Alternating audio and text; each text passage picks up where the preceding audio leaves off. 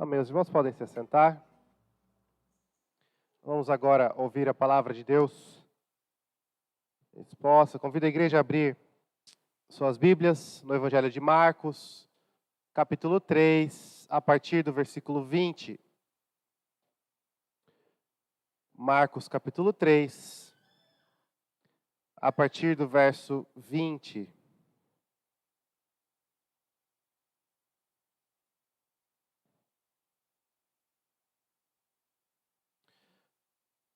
Nós vamos considerar nesta noite até o versículo 30.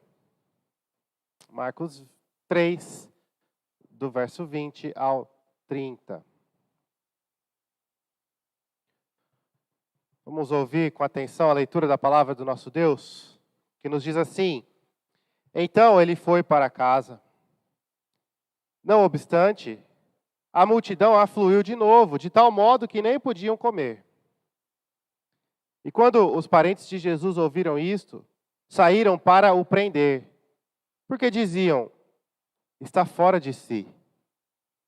Os escribas que haviam descido de Jerusalém diziam: ele está possesso de Beelzebu, e é pela maioral dos demônios que expele os demônios.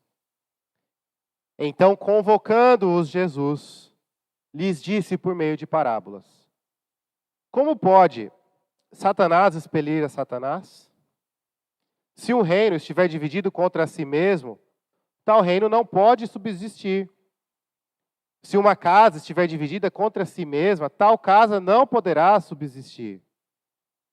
Se, pois, Satanás se levantou contra si mesmo e está dividido, não pode subsistir, mas perece.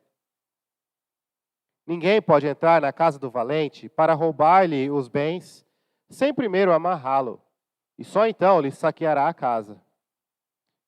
Em verdade vos digo que tudo será perdoado aos filhos dos homens, os pecados e as blasfêmias que proferirem. Mas aquele que blasfemar contra o Espírito Santo não tem perdão para sempre, visto que é réu de pecado eterno. Isso porque diziam: está possesso de um espírito imundo. Até aí, vamos orar? Senhor Deus, nós rogamos neste instante a tua ajuda.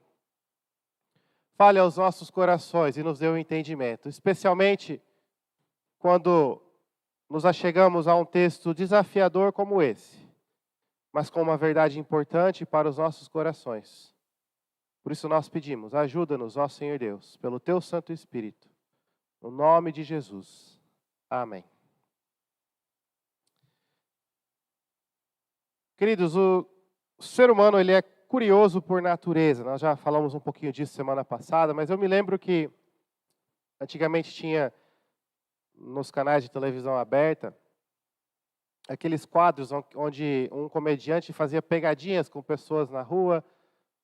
E uma das pegadinhas era que reunia-se uma ou duas pessoas, mas normalmente uma só já bastava. E essa pessoa ficava em um lugar onde passava um monte de gente e ficava olhando fixadamente, atentamente, para o mesmo ponto, como se tivesse algo lá. E conforme o tempo passava, logo outra pessoa parava e ficava olhando para o mesmo lugar, logo outra pessoa, até que tinha várias pessoas ali olhando para aquele mesmo lugar, ninguém sabendo o que está vendo, simplesmente querendo saber o que acontece. Multidões se reúnem não tão dificilmente, o ser humano é curioso. Você ouve um barulho, você ouve uma comoção, e logo as pessoas saem em direção para saber o que está acontecendo.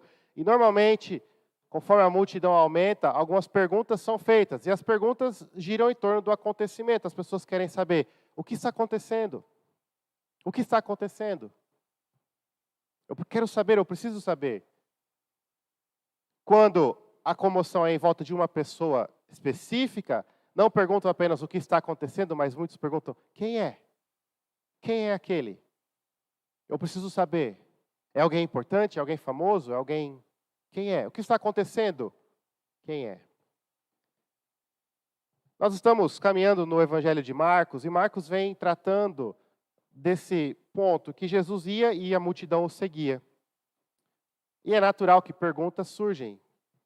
Quem é que essa multidão está seguindo? Quem é? este homem? O que ele faz? Por que as pessoas o seguem? A diferença é que perguntar por uma comoção normal na rua, algo assim, talvez não tenha tão importância. Agora, essa pergunta, quem é Jesus? E o que ele faz? Essa pergunta é importante. Ela é, talvez, a pergunta mais importante que você pode fazer na sua vida. Quem é Jesus? O que Jesus faz? Quem é Jesus? Marcos nos mostra que no meio dessa multidão, 2 grupos diferentes apareceram. A família de Jesus, os próximos, os conhecidos e os escribas. E cada um desses grupos tinham respostas diferentes sobre quem é Jesus. Mas Jesus responde de forma que mostra realmente quem ele é. Em outras palavras, o que nós aprendemos olhando para esse texto é que Jesus é atacado aqui pela incredulidade da sua família. E ele é atacado também pela insolência dos seus adversários. Jesus, caminhando, a multidão o seguia e as pessoas querendo saber quem é, o que está fazendo. Nesse contexto, ele é atacado pela incredulidade da sua família e pela insolência de seus adversários. Veja só, Marcos já vem nos contando. Jesus ia em tal lugar e uma multidão o seguia. Jesus ia para outro lugar e uma multidão o seguia. Nós vimos semana passada que a multidão era tanta que Jesus e os discípulos estavam sendo pressionados. E Jesus até pediu para que os discípulos deixassem um barco preparado caso ele precisasse se afastar da orla para ter espaço para a sua própria segurança, porque a multidão estava quase que frenética atrás de Jesus, querendo pressioná-lo, querendo tocá-lo. Afinal, ele era poderoso, ele curava, e aqueles que tocavam em suas vestes eram curados também. A multidão estava sempre atrás de Jesus. Nós vimos que Jesus então sai dessa situação e sobe num monte, e nesse monte ele chama apenas os 12 apóstolos. E aí Marcos então nos conta o que acontece em seguida. Depois de ter ido para esse monte e chamado os 12 apóstolos, no versículo 20, Marcos nos diz, ele foi para casa. Qual casa é essa? Provavelmente a sua própria casa, onde Jesus cresceu, onde Jesus morava. Outros vão dizer que era uma casa que ele costumava ficar, um abrigo temporário, mas tudo indica que foi realmente para a casa de Jesus. Só que o que acontece? A multidão segue Jesus. A multidão aflui de novo. E, mais uma vez, uma multidão quase que descontrolada, a tal ponto que Jesus e os moradores da casa não conseguiam nem comer sossegados, tranquilamente. A multidão estava descontrolada atrás de Jesus. E aí Marcos nos diz que nesse contexto, os parentes de Jesus ouvem e vão até ele para o prender. Existe um certo debate. Os parentes de Jesus, o texto original diz os seus, os de Jesus, aqueles que pertenciam a ele. E alguns vão dizer, são amigos próximos, são conhecidos íntimos. Outros vão dizer, são os parentes, a família, os irmãos de Jesus. Eu creio que o texto nos mostra e as evidências são maiores para realmente a família de Jesus. Por quê? Porque ele foi para casa. E nós vemos a partir do versículo 31 até o versículo 35, que vamos ver semana que vem, Jesus falando mais uma vez nesse assunto de família. As pessoas chegam até Jesus e falam, olha, aqui estão seus irmãos, sua família. E Jesus diz, não, aqueles que fazem a vontade do meu Pai são a minha família. Então nós temos razão o suficiente para entender que os próprios parentes, a própria família de Jesus, saiu e foi até ele. Para quê? Para o prender. Esse não é um erro de tradução, não é um exagero de tradução, é exatamente o que Marcos quer nos contar. Marcos usa um verbo que tem o significado de prender, amarrar, impedir, segurar mesmo à força. Marcos usa esse verbo para descrever a forma que os inimigos de Jesus o prendem quando ele está indo em Jerusalém, e ele é preso para ir até a cruz. Então, realmente, o que nós temos aqui é a família de Jesus vendo essa grande comoção, essa grande multidão, dizendo o seguinte: basta, chega, Jesus passou do ponto. Jesus foi longe demais. Essa brincadeirinha dele de pregar e falar e dizer que é o Filho de Deus já passou do limite. Precisamos fazer algo. Está nos prejudicando.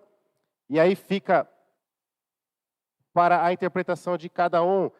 Eles estavam preocupados com a segurança de Jesus? Não é o que o texto indica. Provavelmente eles estavam incomodados com a situação ali na casa deles. Eles estavam incomodados com um monte de gente. E você sabe, um monte de gente, as coisas sujam, quebram, fica calor, tumulto, barulho, confusão. Não confusão negativa, mas muita gente querendo chegar até Jesus. Então, os parentes de Jesus saem de casa e vão para prendê-lo.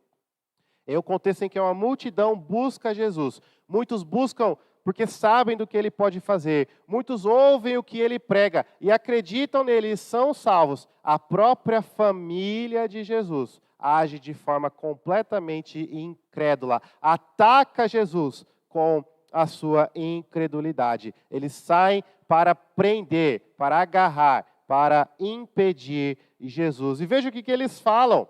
Eles diziam: está fora de si. No original, poderíamos traduzir, eles dizem: está louco, está fora de sua mente, está maluco. Jesus está louco.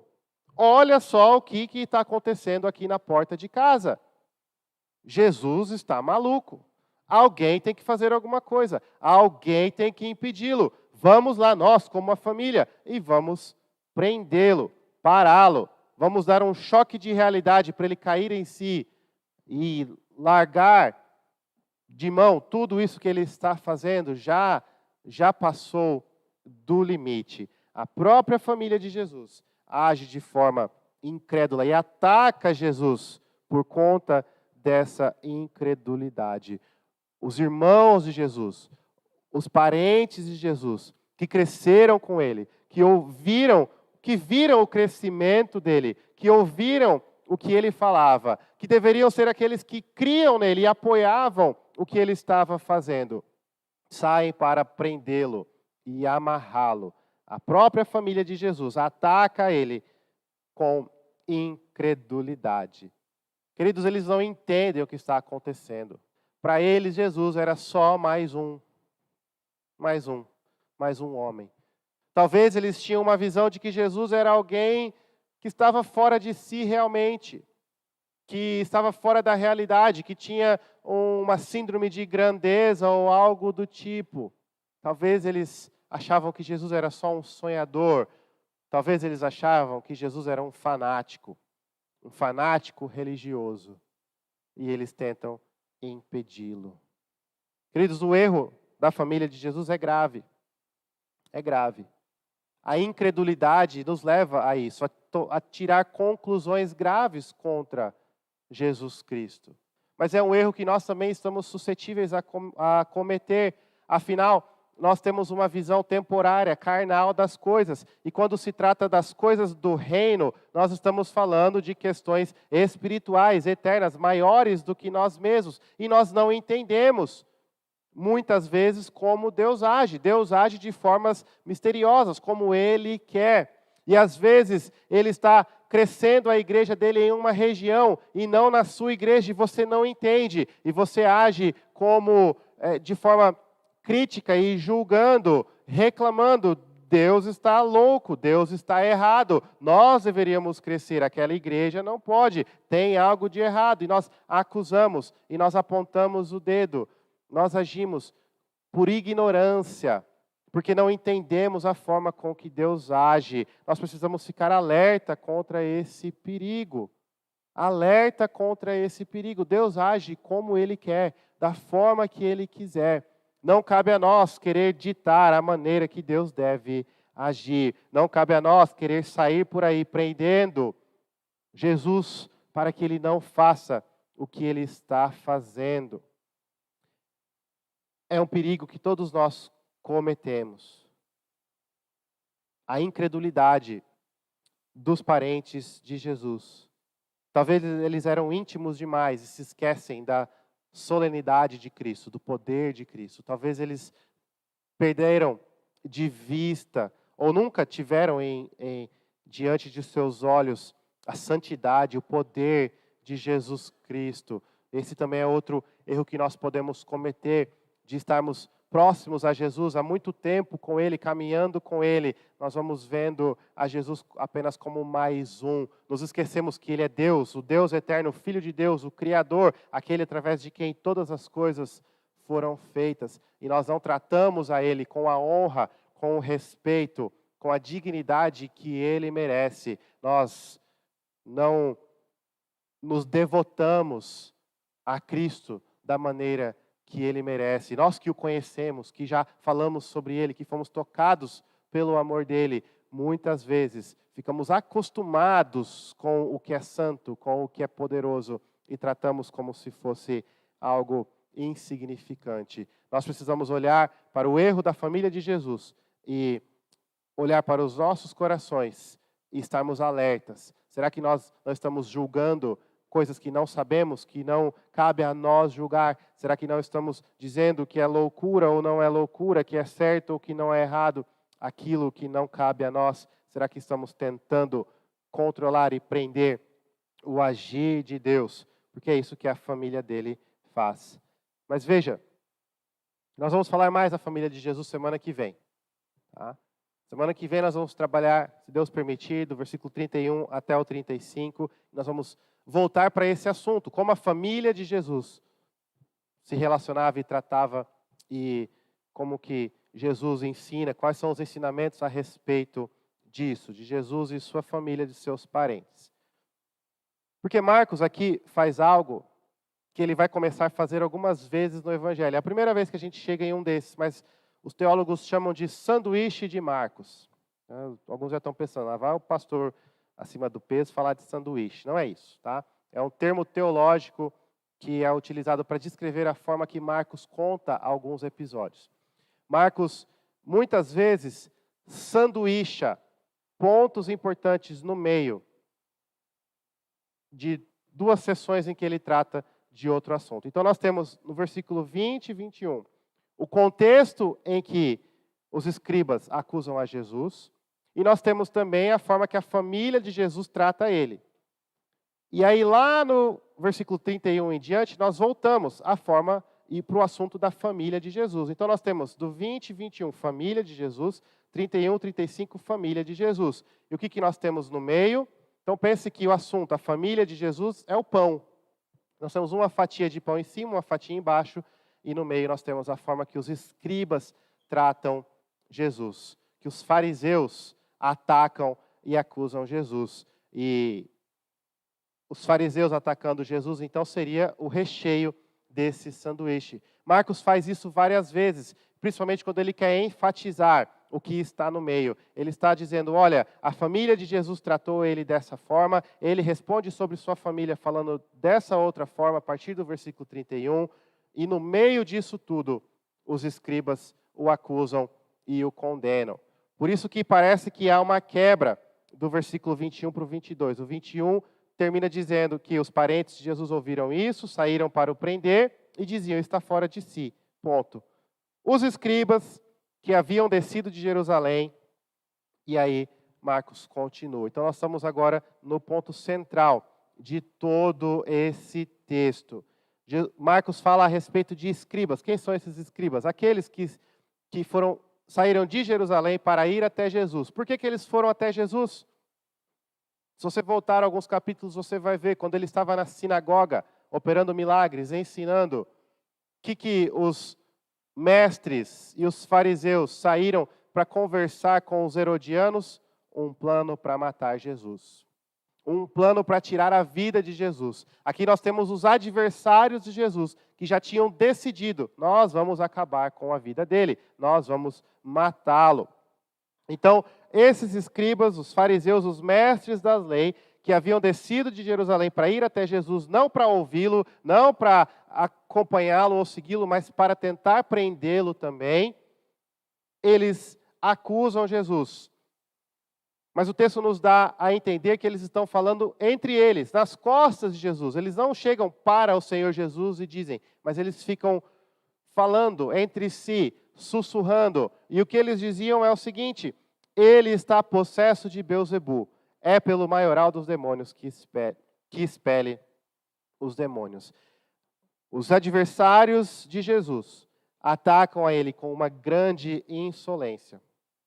Eles dizem, o que Jesus faz quando ele expulsa demônios é pelo poder do próprio Satanás, pelo maioral dos demônios. Eles estão dizendo, Jesus está aqui fazendo o que ele faz, porque Jesus é satânico. Jesus está, pelo poder de Satanás, fazendo o que ele faz. Essa acusação é grave, gravíssima, a ponto que Jesus não deixa passar. Os fariseus já tinham acusado Jesus de muita coisa e Jesus deixava para lá, mas isso é algo que não pode ficar para depois. O texto então nos diz que Jesus convoca esses escribas, e é um verbo forte, um verbo de ênfase. Assim como a família tentou prender Jesus, Jesus convoca, chama. Jesus não dá escolha, Jesus convoca os escribas para diante dele e os ensina através de parábolas. Tamanho a gravidade, a insolência dos escribas de fazer essa acusação. Jesus responde aos escribas por dois ângulos. Ele conta parábolas, e as parábolas mostram duas coisas. Primeiro, os escribas estão errados, porque a lógica deles é absurda. Então Jesus mostra a falha lógica do argumento deles. E depois Jesus diz, olha, eles também estão errados teologicamente. Não só estão falando coisa absurda, que não tem lógica, que não faz sentido, mas também estão errados teologicamente. Jesus conta parábolas. Primeiro ele fala, aquele texto conhecido, o reino dividido não permanece. Jesus diz, olha, como pode o próprio Satanás expelir Satanás? Como pode o próprio diabo expulsar e derrotar o próprio diabo? Não faz sentido. Se um reino estiver dividido contra si mesmo, esse reino já caiu, já foi derrotado. Uma casa dividida é uma casa que já está destruída, não vai subsistir, não vai permanecer. Versículo 26, se pois Satanás se levantou contra si mesmo e está dividido, não pode subsistir, mas perece. Como vocês estão me acusando, Jesus diz, de fazer o que eu faço e vencer pelo poder de Satanás, se eu estou vencendo o próprio Satanás? Não faz sentido, o reino dividido já está derrotado. Mas veja, não apenas a lógica de vocês é absurda, não faz sentido nenhum, está errado. O erro que vocês cometem é teológico. E Jesus conta outra parábola. Essa outra parábola, a partir do versículo 27, ele diz assim, olha, tem uma casa.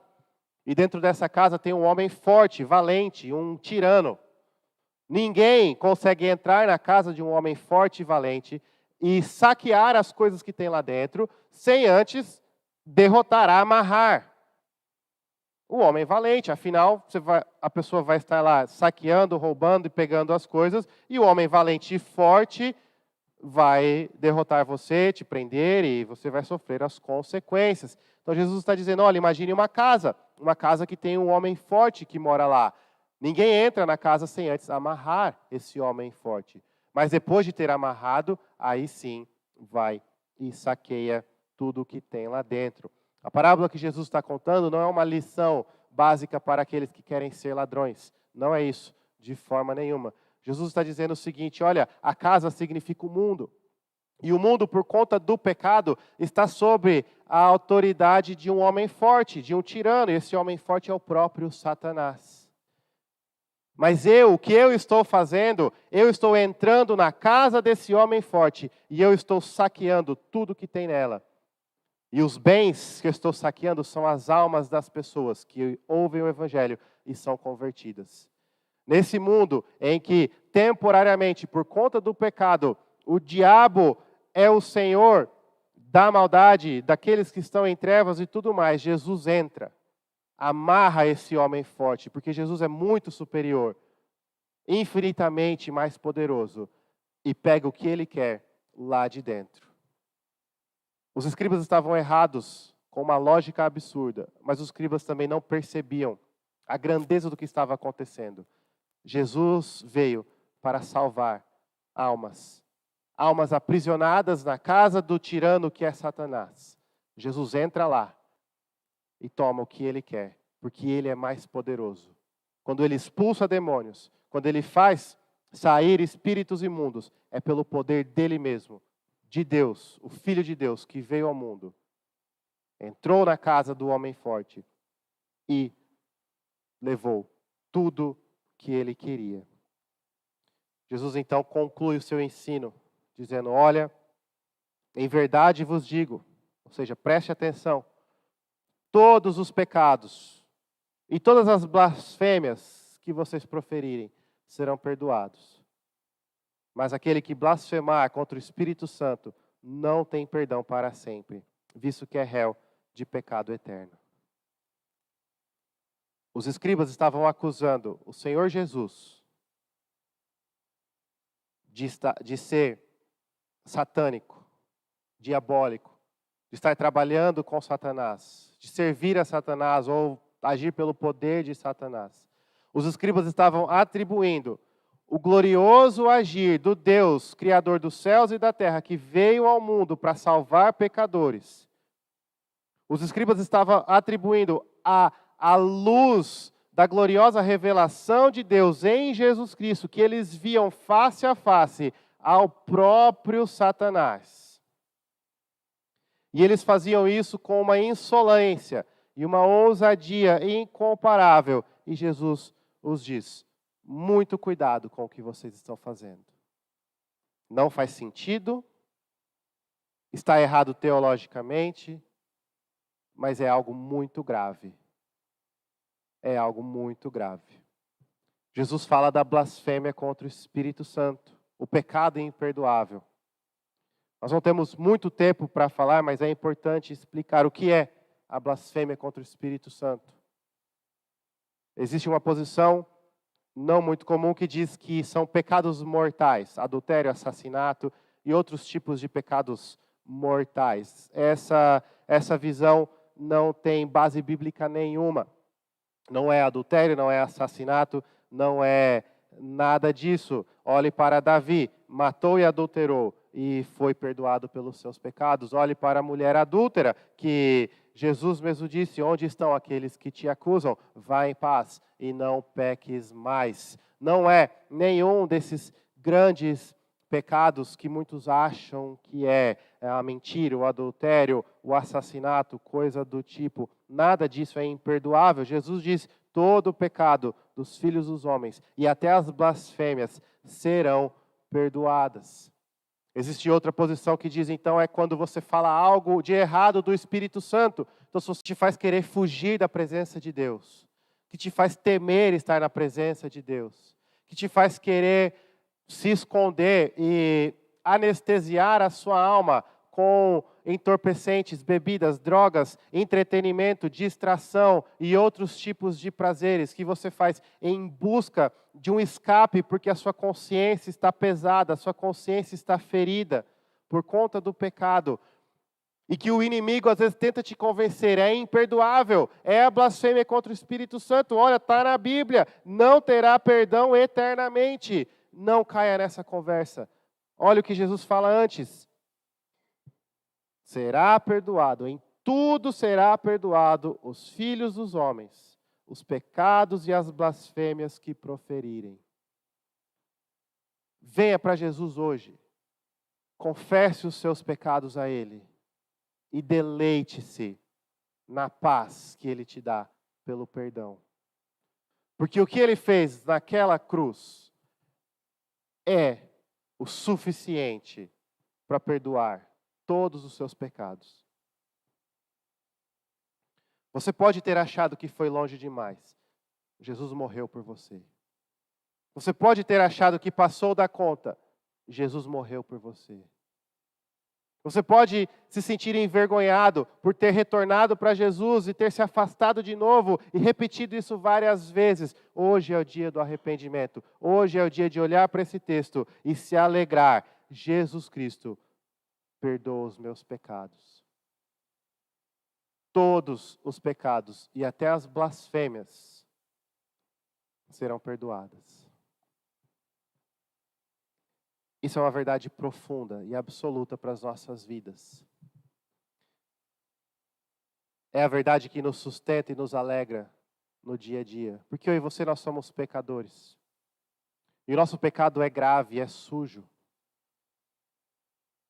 E muitas vezes nós fazemos coisas que quando percebemos o que fizemos, nós nos sentimos envergonhados, tristes. Como pode eu ter feito isso? Isso nos leva a querer fugir da presença de Deus, porque nós somos envergonhados do que fizemos.